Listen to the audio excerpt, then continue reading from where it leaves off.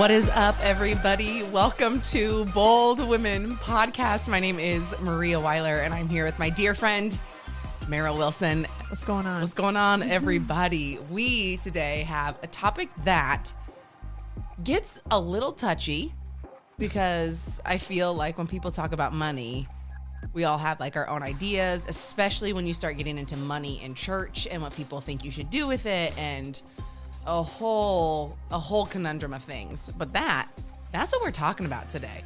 Yeah, let's discuss. Okay. I'm going to read this. Okay. Men are viewed as the providers, which a lot of people tend to take that to mean financially speaking. It is just as important to be a good steward of finances as a woman as it is to find a man who is good with finances. Oh. Boom. Uh-oh. So. Already stepping on toes. Here's the thing. I think that, yeah, I'm just like, that was... We're off to a great start. Great start. No, but I think a big thing with money that we hate talking about is the actual stewardship of it. Like where we just think, oh, I need more versus being like, whoa, what are you doing with what you have?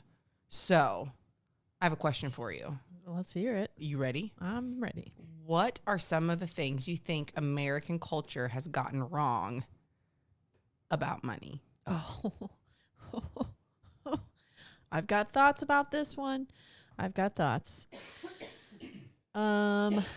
The idea that, hold on, it's in my notes actually. And it's, well, I'll just say, instead of skimming through my notes looking for the answer, because I know the answer, I'm just looking for a proper way to form it. But I think that the thing that American culture has gotten wrong is that to normalize being in debt. Yes. I think that is like, so I was doing some research and it was like, according to some Experian data from 2021, the average American holds around $96,000 in debt. Oh my gosh. Which is, and it's from 2021 and it's 2023, but like that's apparently the most recent data available out there. So, but I'm still thinking of like, look how much, I mean, inflation, all those things have changed since 2021 even. Oof, like, yeah. So I'm like, that's got to be even, I would assume more now. Yeah. Assumptions would be, but. Yeah. So that's something that really bothers me is hearing people be like, oh, it's totally normal. It's okay. But like you see all over scripture that it says, let's see, I do have scripture for that. Yeah, you do. Oh my goodness. It's toward the top here. Yeah. Well, I think there's this side. Okay. So you were just mentioning like that we have this idea of debt. And I think something that we do really, really poorly is teaching, like, not to say like the difference between good debt and bad debt, but I think just looking as a whole, like people don't necessarily know like how to invest or invest well. And I'm saying that as like throwing my hands up. Like I wish I knew more about investing. And then I'm also thinking about before I went to college, I was like, oh, cool. I know I'll have student loans. I'll just pay them out when I'm done. And like there is no like no one tells you about what it means to build all that interest getting built. No. And I remember sitting in, we had what they called them like our exit interview. So it was like right before I graduated and for college. Okay. Yeah. And I remember, so I had boatloads of scholarships. I was able to go to, this is not like a toot your horn. This is just reality. Like I was able to go to this private school cheaper than a state school. And I remember when I left thinking, oh, cool, I'm not going to have that much. And then I remember sitting, psych. JK. Joke's on you. And I remember sitting in this room and they handed everybody your paper and then they highlighted what you owed. And I was like, I thought I was coming here for cheaper than that. Like, that's what I literally was thinking. And I was like, how am I going to pay this back? Like, I can't, well, and especially now in our world, like, bachelor's does what a master's and doctorate does what a bachelor's used to do. And so I was like, I'm working mid to low level jobs right out of college. Like I can't, like, how am I supposed to pay this back? So I think that's something that, like, I don't know, sometimes I think we just we push just go before we push like look at everything. Not saying don't go to school, not saying that at all. I loved college. It was great. I learned so much, but like I think there's some pieces of this like, okay, cool, college is 4 years. You're going to be paying that back for like, I'm still paying back on my student loans. So it's that like whole, I don't think we necessarily teach what that is well. Because I was shocked. I don't think we teach it at all. I think it's cute that you're saying that we teach it not very well, because I think that's being too polite. I don't think we teach it. I don't think we teach it at all, which is not to get all conspiratorial or whatever, but it's like, we don't teach that at all because we want people to get into debt. So so that other people can make money off of other people's debt. Of other people. Yeah. But I found the note that I was saying. It was like the world tells us, that like debt is just normal and that it's a regular part of life. But the Bible tells us that we should owe no one, that the borrower is a slave to the lender. When we do borrow, it's in our best interest to get out of debt as soon as possible. We've been conditioned here in the Western Hemisphere that we can just kick the bucket of debt down the road and it'll get paid eventually. And also, I mean, what better example to look at than our own government, who foolishly spends our taxpayer dollars and just literally kicks everything down the road. We have, our children's probably children are not going to be able to take care of the debt that we have right now and the way that it's continuing to go. To expound. So it's crazy. Expand. But all we know that, like what happens with this, obviously is like the interest, as you were saying. I think in contrast to you, like I think the only smart, and I have no idea why I even did this. I have What'd you do? So every month, every student, when they have student loans or whatever, they would get a statement about your interest. Oh, you would? Yeah. Did I? Yeah, it probably got sent to your parents' house because you didn't have it sent to your dorm or wherever. Oh. Because you didn't care about where your mail was going while you were in college. You're focused on your studies. This is also something that drives me insane. But like, I would get that. I would get those. You'd get them once a month. Okay. It's from your, like whoever your federal or your private loan company would be. Yeah, it would be like your. Gosh, I'm not even going to try and think of the names of the loans, but like it would just come and it would say, this isn't a bill. And then it would say like, oh, like an EOB, like explanation of your benefit. Or that's insurance. Sorry. You said, yeah. I'm so used to guys. EOB. I work in urine. She works in insurance. Work in urine. That's what I just said. Yep. Insurance. Well, I was going to try and glaze over it. I couldn't. It was right there. Okay. She doesn't work in urine. She works in insurance. But I was thinking when you said this is not a bill, that's what's on top of all of our EOBs. Yeah. So that's what triggered that. Yeah. Well, that's apparently what people think about with debt. And they go, oh, it's just, it's just there. $50, $60 here and there. I don't have to pay it. I don't have to worry about it because it says it's not a bill, right? So I'm not going to pay it. Well, every time I saw it, because I worked anywhere from like sometimes I would work 3 jobs while going to school full time. Oh, gosh. I did the bare minimum for credits. I only took 12 credits at a time. Okay. So that I could work or whatever. Yeah. But anytime I got one of those bills, I paid interest, or maybe I paid a little bit more because I was like, well, I have like the money to do it right Smart. now. It's like $50, $60, And then, because by the time I got out of college, I literally just had like the balance. It didn't include interest. All like of your interest left on it. My interest was already like mostly paid for. So that's huge. And I didn't even realize that I was doing myself such a huge favor. But if that is one lesson that I can tell anyone, if you are do that, embarking on a college journey, or you are starting on it, or you're somewhere in the middle, pay those if you can. Well, that's really smart. I think mine was, I played basketball my first couple of years. So literally every ounce of time outside the classroom, I was in a gym. So then that everything just compiled. I was in a bar. Look at us. Most of the time working. Look at us. Yeah. Look at us. I think there's this weird spot where when you were mentioning like that, the idea of like debt's just normal, I don't think we really realize like how much it weighs on us until we're out of it. Dude. And I think, what's the phrase? And I don't even know who said it, so I'm going to quote it, but I'm sorry I'm misquoting it. But basically, like, we're going to live we're going to live like no one now so we can live like no one later. I'm totally botching that. But this idea of... I think that's a Dave Ramsey quote. Is it a Dave Ramsey quote? Yeah. But it's that that idea of like, I'm going to live now where I'm not just spending everything. I'm not putting everything on a credit card, so that way later in life I can live like no one else can. Yes. Because I've taken care of. And so later you're going to live later like no you're one going to else live like can, no one else but can. flipped. Yeah. Yeah. Okay. Yeah.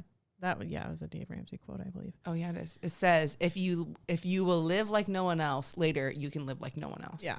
That's good. That's a good quote. So what would you say growing up? Because you just said that you had your like big college epiphany of paying those. And I didn't have that until I graduated. But you had that. Yeah. What would you say is your, or how did you first learn about finances and how to handle them? Like, what was that for you?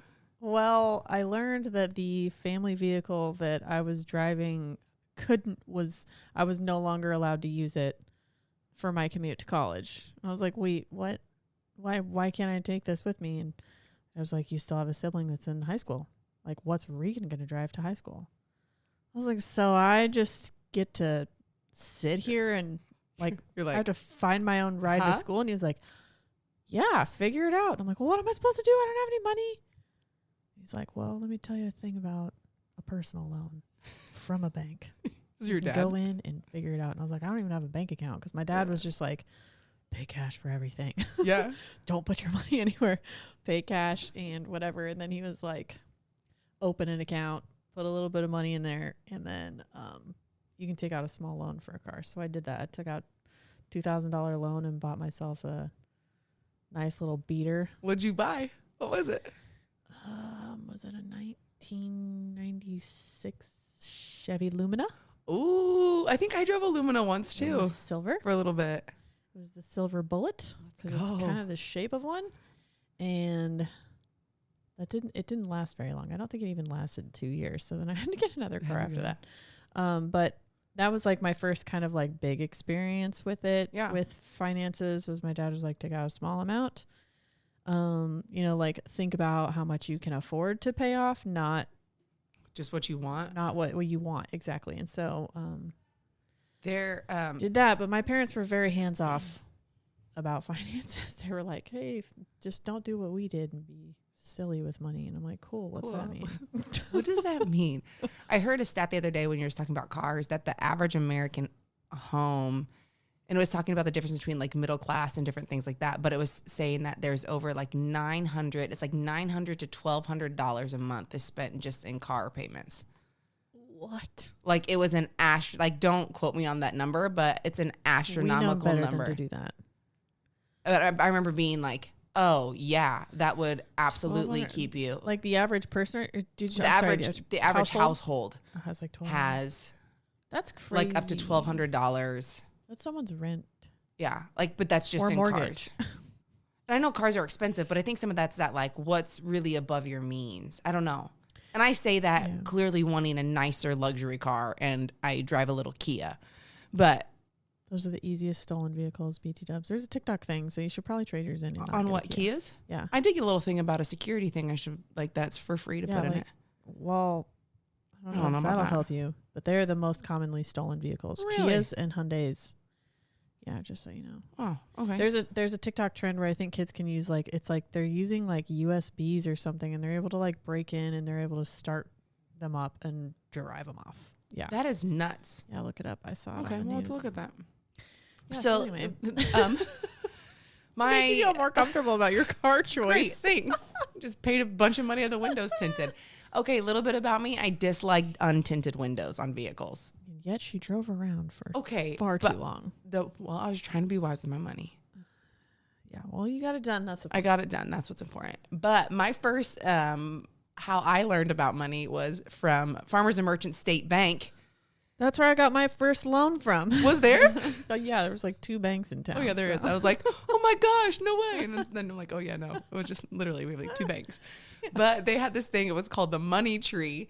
And I remember we would go uptown, and it was literally like a tree, and in its leaves you could put quarters and save. And like when you filled the tree, you got different prizes and stuff.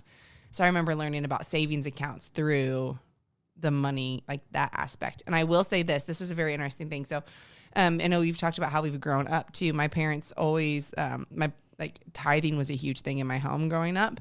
So that was something that was always taught to me, even as a small child. Like if I was to do a job around the house, or if I was to do any kind of chore, I would still have to take, even if it was like 50 cents, say I made $5, I would take 50 cents and I would still tithe that. Like that was just something that we would, like in my home, we did. Okay, that's good. My parents did not. Did not. Or it's entirely possible they told us to, and I ignored And that. you ignored So you're like, I'm not trying to throw my parents under the bus or anything, but I don't know that I was told to You're tithe like, my own money. I remember seeing them like throw their check into the bucket offering dish or whatever at church. Well, it was like the same kind of like weird tray. I went to a Baptist church. It was like the same like as the communion tray. Almost. Yeah. The communion trays were metal or brass or something. Something like that. Some kind of metallic material, but it was like the offering. It was an offering plate. There we go. And it was wood. What is it? One of my favorite lines in an Andy Mineo song is like it says Byron's pulling up a picture of it on Google. Yeah, it was like a oh, the money bag. I remember those ones with the two little handles.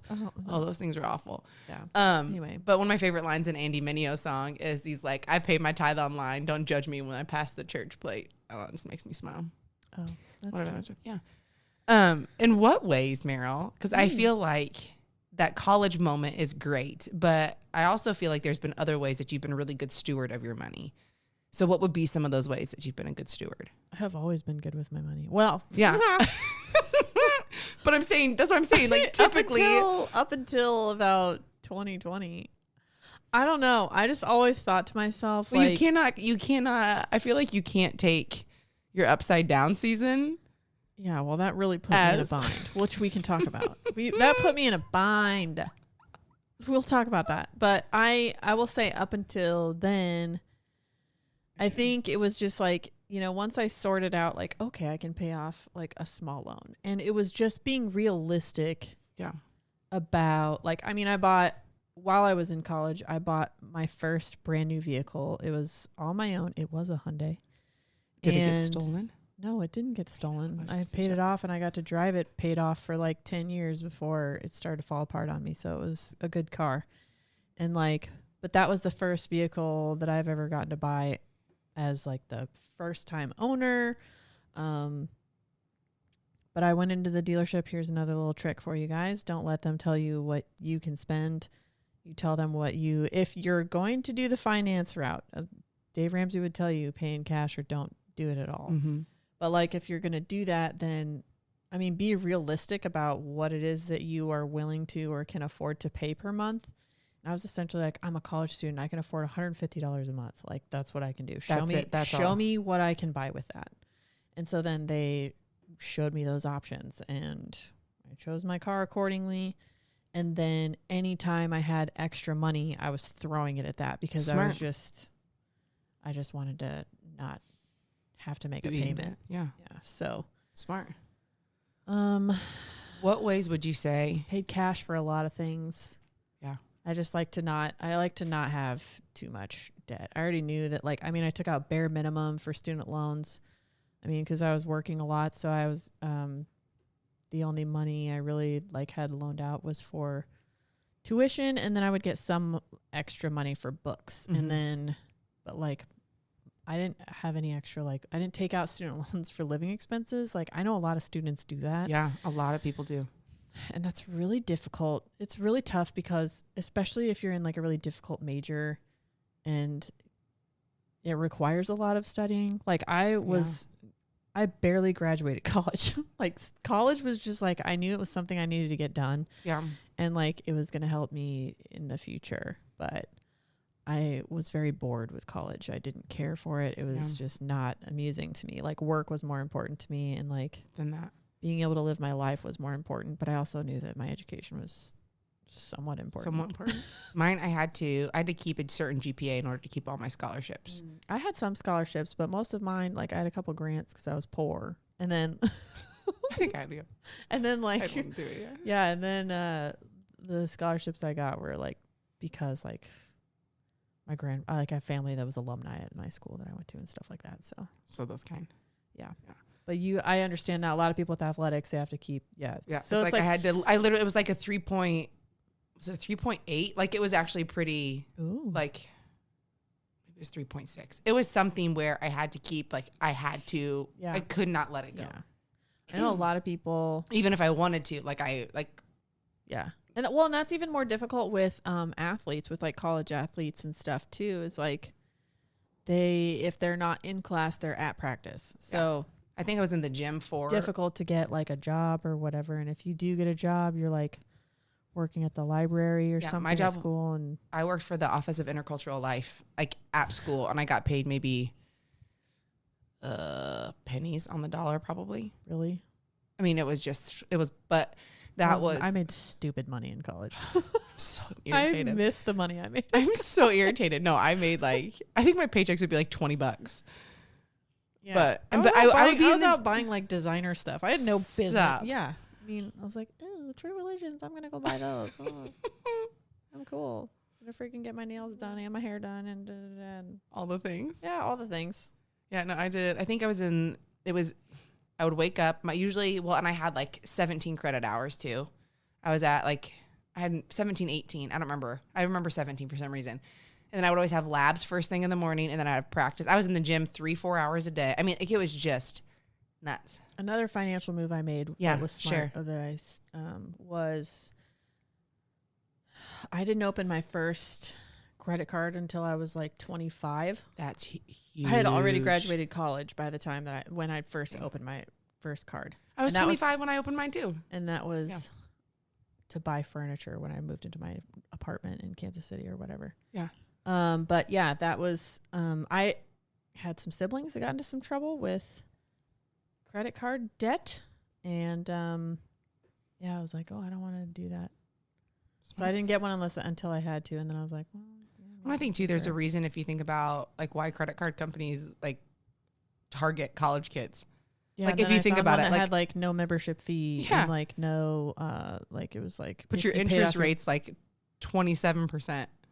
Yeah. And it's outrageous. So, okay, what would you say then in this aspect of like scripture tells us that we are to be good stewards? Mm-hmm.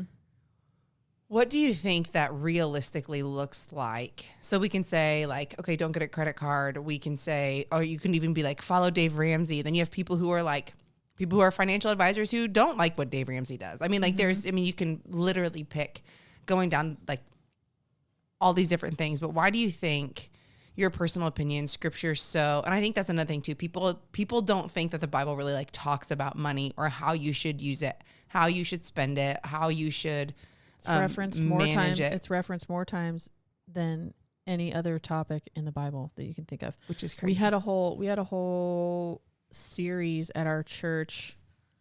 Was that in 21 or was that in 22? I think 21. Yeah, where we talked about money, and I think it was some crazy number. It was like a really high number, like an obscene number of times. I want to say like 800. Like it's outrageous. It was really crazy, like the number of times that it was referenced in the Bible. So that obviously means that the Bible has a lot to say about your finances. Well, and I think it's, in my opinion, if whatever this is worth, but I think that's because we can so quickly let money have our heart. Mm-hmm. And so I think like scripture wants to try to get us away from anything that has our heart outside of like God himself. And the scripture I feel like that's quoted so much is that the love of money is the root of all evil. Mm. And I think this aspect of if all we do is seek after more, like we will never be satisfied. And so like if all that I ever want is more money, then we lose contentment. Well, then that's having love of money. And that's where, sometimes there's that. So different. That's that important distinction you have to make too, is like money itself isn't bad. Money is a tool. Mm-hmm. Money is a way to live a comfortable life and take care of things and have fun. But it's like the love of money is the problem. Mm-hmm. And one of the verses in that sermon series that I was talking about, Matthew 6:24, that is so good. It says, "No one can serve two masters, for you'll hate one and love the other. You'll be devoted to one and despise the other. You cannot serve God and be enslaved to money." So it's essentially like, sheesh. one of them is going to take over. One of them is going to be a priority to you. And it's either going to be your relationship with God or it's going to be your relationship with money and how much you love it. And like, one of the things that I was like kind of thinking about was part of this was taken from some of my notes over that series, but then like I mixed in some of my own thoughts kind of on it. So it's a bit of a hybrid thing that I wrote down, but it was just like a lot of times we can get confused about what is really ours. And that's like, if you're a follower of Christ, everything you have. So if you think about the roof over your head, your health, a paycheck, you know, etc., you have that because we serve a sovereign God. Yeah. We often take that for granted, like how powerful he is. And like I've said this before, you know, in the past, but it's worth saying again that like the only reason we are even breathing right now is because God allows us to do so. Which is like such a moment of like, yeah. whoa. So it's like, why would we think that any amount of money that we have to our name is a result of our own power, our own doing? Yeah. He can literally take away anything. He can make anything happen to take anything that you think is great. It can be gone. It can be gone. In Or 5 minutes. What's, who is, I don't say like character in the Bible, but he was in scripture where it was literally God got him money through a fish. Oh. You know what I'm talking about? Oh yeah. Why can't I, it's blanking on me. But yeah, just this idea of like, if God needs to get it to you, He'll get it to he'll you. get it to you. Yeah. Period. Yeah. And the root of all of that, of what I just said though, is like and this is stressed throughout the Bible too, when you look at these references around money, it's all about your heart position. So it's like, if you value like what money is to you and what it can do for you and things like that over your relationship with God, then you're serving money. And if you have a problem like parting with things too, like I think one of the ways too that I would say I've been like a good steward of my money at times has been like, I can part with things. I don't have a problem getting rid of things. I love my car that I drive right now and get rid of it tomorrow if I need to. Like I don't care. Like if there is something that takes priority, then I am not somebody who has a lot of emotional attachment to my physical, like material belongings. Things. I don't know why that is. Part of that is probably from my upbringing, but I think that's also why some people have issues with. Okay, that was going to be my next question. Do you think that we tie too much emotion into our physical things that it makes it so much harder? So we tie our value into what we have. We tie who we are, our identity, what Instagram looks like. Like, am I posting the cutest picture by like this crazy elaborate place, or I have all these nice things that we get dopamine hits off of to, okay, I have a job where I can have all these things, even though I might be in debt a little bit for it. I have it, so therefore I mean, like the list could go. People look at you a certain way when you're driving a certain vehicle or you're wearing certain clothes or whatever. But I always feel, okay, this is maybe just observation, and I was talking with a friend of mine, this was years ago, about this, but I always feel like people who genuinely have like boatloads of money don't dress like they do. No, they don't. I know people that are very wealthy and they don't. And like, they could care less. You could see them walking through Target and you'd have no idea. You have no clue. And they have. Those are my favorite kind of people. Those are my favorite too. And they, my one friend, so this man that she had known like owned this crazy business out in Colorado, whatever. But she said he bought the same, like he has literally like 7 of the same pairs of pants, 7 of the same shirts. And he just like rotated it. He didn't care. He could care less. Capsule wardrobe, baby. The same thing. But just that idea. And I remember I was listening to TD Jakes one time, and he was preaching about that very kind of same thing. He's like, if you have it, you don't have to flaunt it. But like, what are you flaunting? If that's what you're flaunting, then you don't have it. Yeah. And just kind of like that attitude of the heart. Yeah. I also know people that are kind of flashy, but they do have, like, they're also really generous people. Yeah. Like, they're generous with their time. They're incredibly kind and giving to people. And like, so, I mean, there's obviously, extremes and stuff like that. But do you think, what would you say is the correlation? Because scripture talks so much about, like being willing to be giving. What would you say the correlation is to being able to be giving with true wealth? Do you think there is a correlation? Yeah. I mean, I think that true wealth is like doesn't have anything to do with the physical thing. I think that if people who are fortunate enough to be brought up in that way to understand that, like, truly are the ones that have the advantage in life, because it's you realize that, you know, time is way more important than money, and there's no amount of money that can get you more time usually. So that's probably one of the biggest forms of currency that we have that has no impact or bearing on like how much money you have. Like, it doesn't. And everybody has, not say like the same amount. Essentially they do. But while you're alive, you have essentially the same amount. Yeah. And so I think that's correlated. I mean, I think that if you are blessed like financially, then naturally you're just going to want to be a more giving person anyway. I'd hope. Yeah, I hope. I mean, I think that if your heart's in the right place with your finances, you would automatically. And if as a believer, 100%, like that's what we're called to do. Really, is that anything that we have, and especially if we have it in abundance, like that is the natural thing that happens when you allow God to work on things in your heart and stuff like that. Is just that'll come out of an overflow. Yeah. So you'll just naturally be a generous person anyway. Why do you think it's so important to like be a good steward of our finances, especially as single women? Like you and I are single right now. Why do you think it's so vital for us to do that? Ooh. I have some thoughts on this. Let's go. Yeah. Tell us why. Okay, hater beans. Okay, you can't. That's a thing.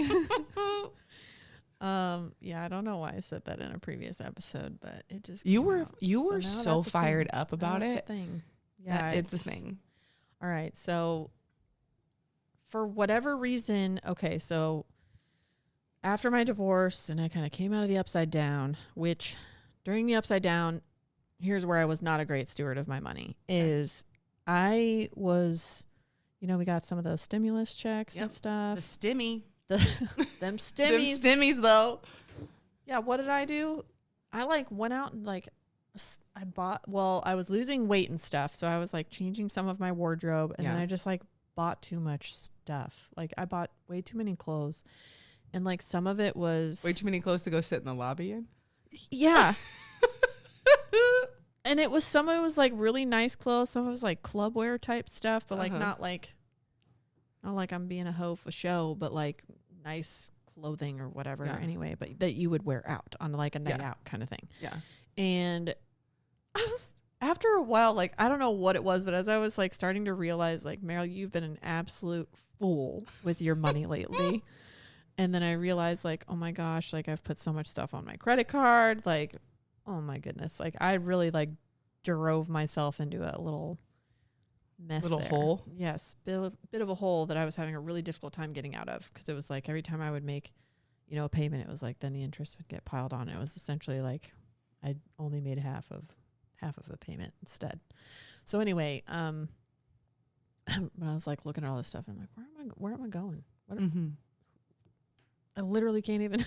I literally can go to the lobby and down. Yeah, I can go to the lobby in my apartment. Awesome. I can walk around the parking lot. Yeah. Like, hey guys. What? So, once I came out of that stage and I realized that, like, I made it a priority to like get out of debt as quickly as possible. And the idea behind that was not only, well, I mean, like I took Dave Ramsey's like Financial Peace University through like a small group at church, which was a great course that is worth the time and money to get your stuff together. But I also like didn't really spend much money at all, like to invest in the course. I didn't get I didn't get like the workbook or anything like that, or the paid version of the app. But it was kind of like taking some of the principles from it. I mostly like took the principles, and because I mean I already had kind of a good idea of like my finances and stuff, but it was also a thought. Okay, I was like, I want as little debt as possible so that when I meet my husband, like that's not going to be an issue. That's good. And I thought, honestly, like having very little debt is going to make me more attractive as a potential partner. Like, oh, she's got her stuff together. Yeah. Like, okay, this is great. I'm not going to have to pay off $96,000 of not to mention ill spending. Not to mention, it's like, I don't know what he's going to have. I don't know what his debt's going to look like. So it's like, if I can control and get myself figured out, then I don't necessarily have to, then we can tackle his stuff together. Or right. God willing, I wind up with somebody who's like, hey, cool, I'm debt free too. Let's just like do something awesome, like go on a really cool trip for our honeymoon and be gone for like 3 weeks. And heck yes. Yes, let's go. Let's go. So that was like, I can just hear the feminists like melting down if they were to ever hear this, but I'm okay with that because I would prefer to be more traditional in that sense, where it's like, I think that makes you more attractive as a potential partner, to have your finances together as a woman. And I don't know if we want to talk about this right now, but I was thinking about like my mom, the difference between my mom and I. I mean, if you want to talk about it, we can. Okay, Mom, I love you. And I'm saying this out of love. So much love. Saying this out of love, Georgianne. So very sorry. So much love, Georgianne. She and I have two very different, especially generations. We are two. And there's that generational difference too. Like there is some. Yeah, my parents have enough kids. Like some of them are in one generation and some of them are in another. Mm-hmm. Like some of them are Gen X and some of them are millennials. So that's interesting for one thing. But like, my mom, when I was married, I took care of all the finances, and that was because, one, I'm a control freak, and I was like, I know that I'm good with my money and I don't want anything to get screwed up. And I knew about my ex-husband's like propensity to be impulsive with finances, and just some other like financial stuff that he'd gotten himself into. And I was like, he's not going to screw this up for me. So I just took it upon myself to handle everything. And my mom was so flabbergasted by that. She was like, your dad handles all the finances. He pays all of the bills. He's the one that tells me what we have in the account, what we can and can't spend. Da, da, da, da. And I'm like, do you know how to log into your bank account? No, that's your dad's business. I'm like, okay, well, that's alarming to me. That was alarming to me, because I was like, okay, I understand like my dad being like the man of the household. He's the provider, all that stuff. Like I get that, but I'm like, oh my gosh, like they discuss major like financial decisions together and things like that. But like the day-to-day things, my mom just completely, he'll tell me if I can't spend money, or, I'm just gonna, or if like they're out traveling or whatever, like he would give her like some cash and be like, here's what you have to spend for today. And for me, I like cannot, like that would stress me out. So, but I think I took it to the complete extreme, because then I was essentially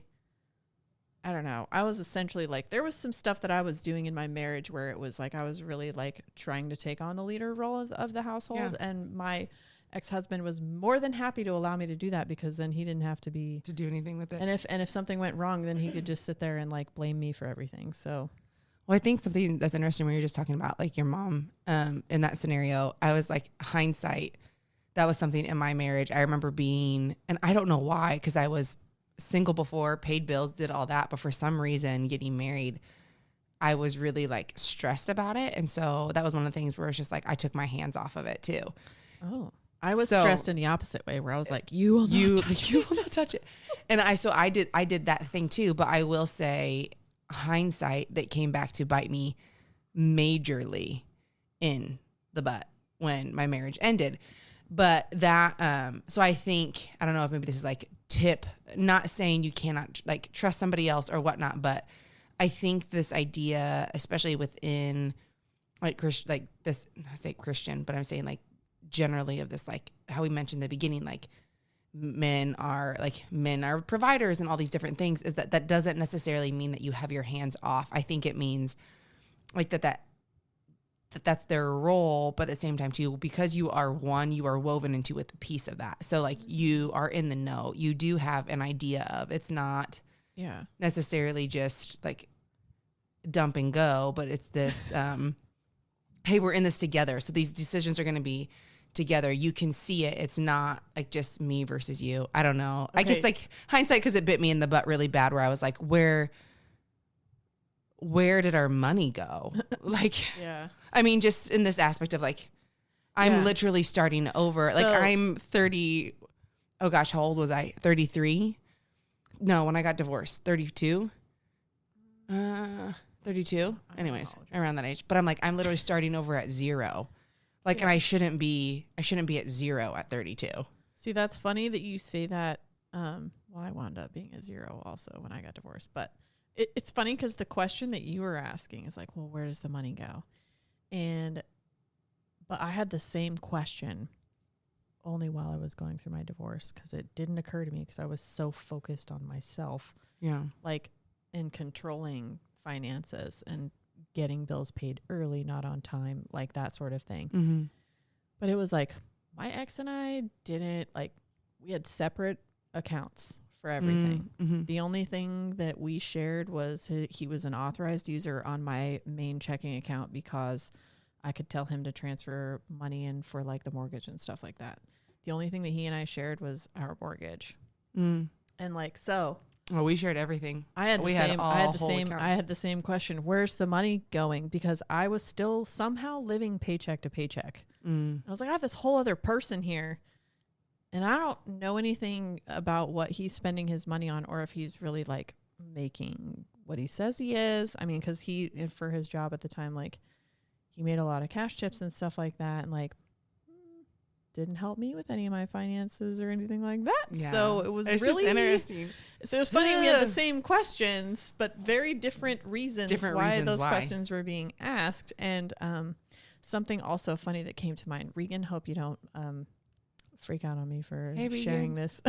My younger sister, her husband, there was one time that she said, I was at her house and she was like, this is so great. I don't need to text him because I can just look at our bank account and see where he's at. If her husband left the house, she'd be like, he's at the grocery store. Okay, he'll probably be back in about 15 minutes. What? She's like, how psycho is that of me? And I'm like, 8 out of 10. I'm just kidding. I'd probably do the same. I would do the same thing too. I'd be like, oh, that's where you went. It cracked me up. That's awesome. Yeah, so I love it. I think just big picture when it comes to money is like this idea of don't be afraid to, especially for those of you who are believers, like look at scripture and watch how it says to spend it, because there's this idea of like when you spend it the way like God has intended it to, and you take care of it the way God has intended it to, there's this really like supernatural protection that comes over your things. Especially as a believer. So whether that's including your tithe, making sure that you're giving back God what's his, to being a good steward of it too. I always love the picture of like, okay, God, if I can live with my hands open, you'll get anything to me. If you can get it to me, you can get it through me. Yeah. That's and good. Like, so that idea of it, and that, I'll always be taken care of. Like if I was just about to say like, if I live to give, and that was really like rhymey and cheesy. So it was awful. But if big yikes. If I live to have like open hands, like everything, all of my needs will always be taken care of. And like trusting in God in that of, it might not necessarily look like what I think, but I'll always be taken care of. And I can honestly say there's been a day I've never been without. I've always had food in my stomach. Yeah. I've always had a roof over my head. Yeah. I've always had everything I needed. My dog's fed. Yeah, isn't that funny? Even when you think you're stressing about money, you're like, wait a minute, all this stuff's getting paid somehow. Well, and I told Marielle this the other day. I got down a rabbit hole on Instagram. She was patient with me, and I've sent her so many reels, and she almost had to tell me to stop.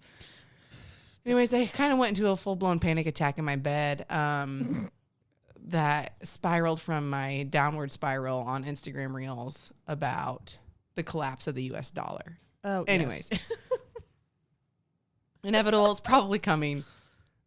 God's going to take care of us. It's whatever. But nonetheless, I was having a panic attack in my bed about how I was going to take care of my dog. And I bought extra dog food. And it was just this whole thing. And I remember this past month, guys, this really wasn't that long ago. So I can't even talk about it like in the past. It was just a couple. Like, we just don't know when this is going to get aired. So yeah, we just don't know when this is going to get aired. But, so I was laughing because I was like, this past week I was like budgeting out. Like I have spreadsheets for like my budget, and it's all color coded, and it's all like, I love Excel. And so mine's just on a large Post-it. Is it? Yep.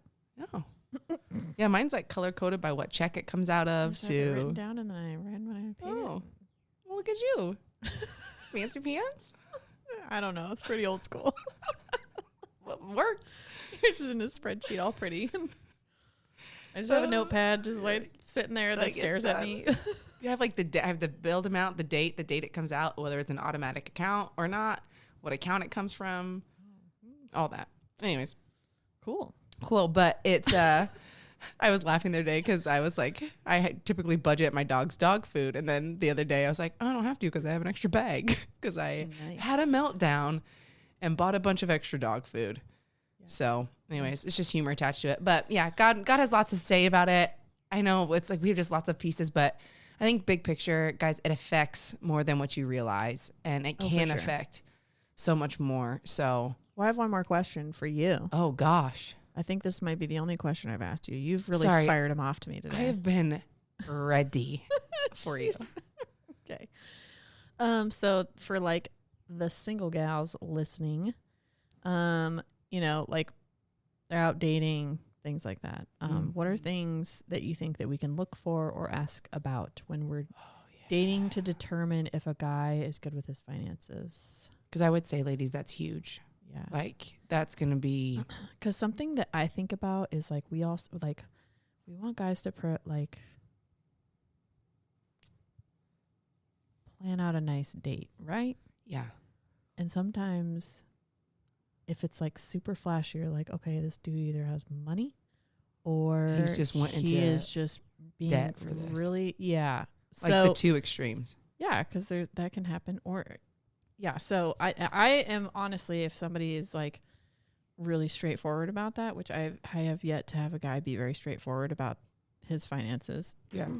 which is neither here nor there. Right. 'Cause Well, I don't ever get far enough. But anyway, that's beside the point. But I think like for me, like I don't like I'm not somebody who, for example, just me personally, I'm not somebody Mhm. who would be turned off by a guy who is like, how do you feel about like going on a walk, grabbing coffee?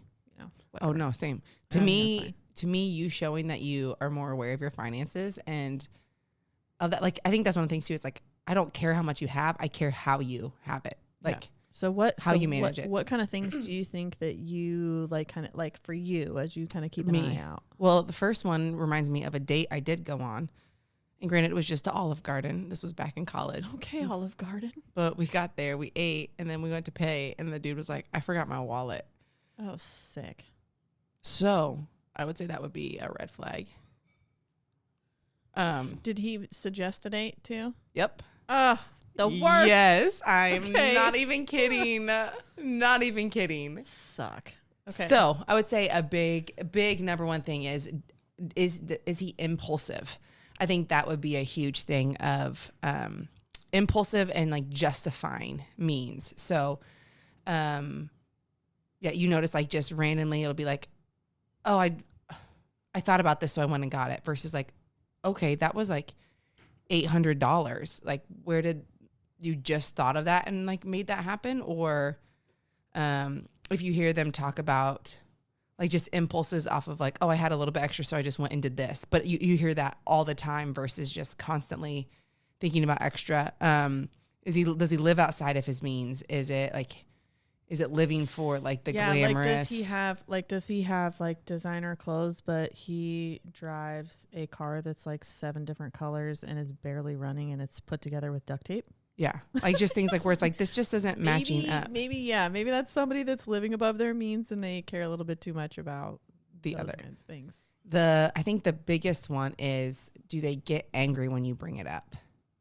Do they not want you to ask questions about it? Do they, and not necessarily saying you're going to go to this dude on a first date and be like, hey, Tell me your whole financial history. can you tell me your financial history? Are there any bankruptcies? What's your student loan debt? Right. How much credit card debt you have? Not saying that, but like as you get to know somebody, Right. do they get where they say, like they get angry when you bring it up? And I would say almost another one. Or dismissive. Or I dismissive. guess. Another one, and I tread lightly on this because I know I don't know every single person's financial thing, but where do they talk about past debt in the aspect of like, oh, it's been past so many years, it'll fall off soon anyways? Ugh. Because to me, that also shows there is no, like, there's no follow through within them. Well, there's no sense of personal responsibility. No. And it's just like if something doesn't, Just going to let that fall. it's just going to let that fall and it'll be Just fine. Let it damage. Yeah. And so I think that living And off of, passing the buck off to other people because prices rise because insurance and stuff like that Yeah. has to cover for those kinds of losses because people can't pay. So then Yeah. that gets passed down to the consumer. yeah. So I think like just kind of noticing. Thanks, bud. Pal. So I think noticing Next. some of those things, and not saying like oh my gosh, I've made dumb financial decisions too. So I'm not saying like we all do it right, but Yeah, like same.